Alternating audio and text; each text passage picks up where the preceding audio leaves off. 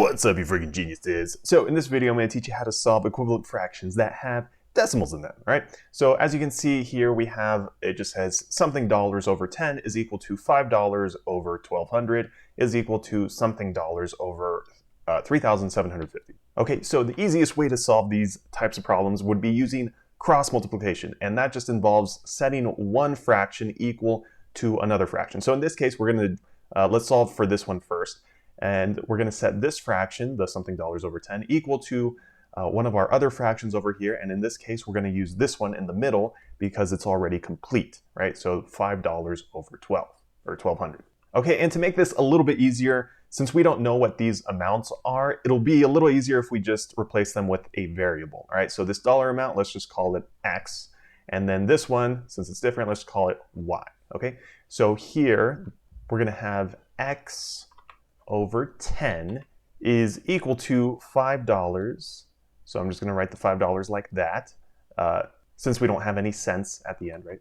And that's over 1200. Okay, now in order to solve for X over here using cross multiplication, all you have to do is literally cross and multiply, okay? So first we're going to multiply our first cross together. So this 1200 times X, so that's going to be equal to 1200x, and then you just set that equal to your other cross over here. So 10 times $5, or 10 times 5 is equal to 50, right? So $50, right? So we have $50 right there.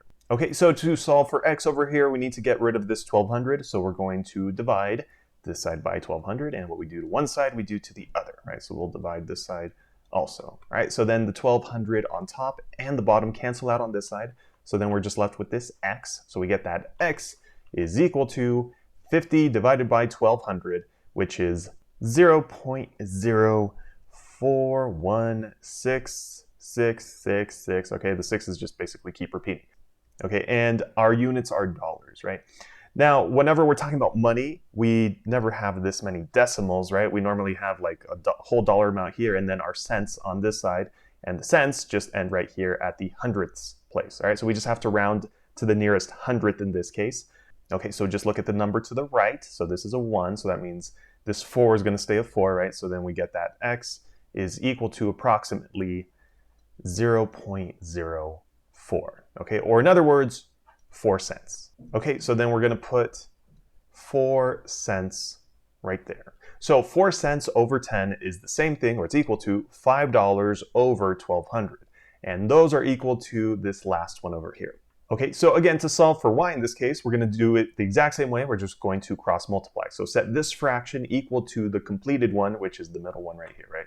So we're going to say that $5 over 1200 is equal to, in this case, y, right? Y over 3,750. Okay, now to solve for y, again, we're just going to cross multiply, and then we're just going to set those equal to each other. So $5, or 5 times 3,750 is equal to, it looks like 18,750, and those are dollars.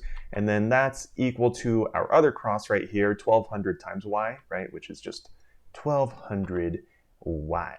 Okay, now in this case, to solve for y, again, we're going to get rid of this 1,200, and since we're multiplying, in order to undo the multiplication, just like on the other side, we're going to divide by 1,200, right? And what we do to one side, we do to the other, right? So then on this side, those cancel out, so then we're just left with y, right? So then we get that y is equal to 18,750 divided by 1,200, which is, it looks like 15.625, all right? But again, we need to round to the nearest hundredths place, right here, right? Because we're talking about money. So as you can see, we have a 5 right here, so that's going to make the 2 round up to a 3, right? So if we round this to the nearest hundredth place, then y is going to be equal to approximately $15.63, right? So then right here, for y, we can say that $15.63 over 3,750 is equal to $5 over 1,200. So if you found the video helpful, definitely leave a thumbs up down below. And if you have any other questions or want to see any other examples, just let me know in the comment section below.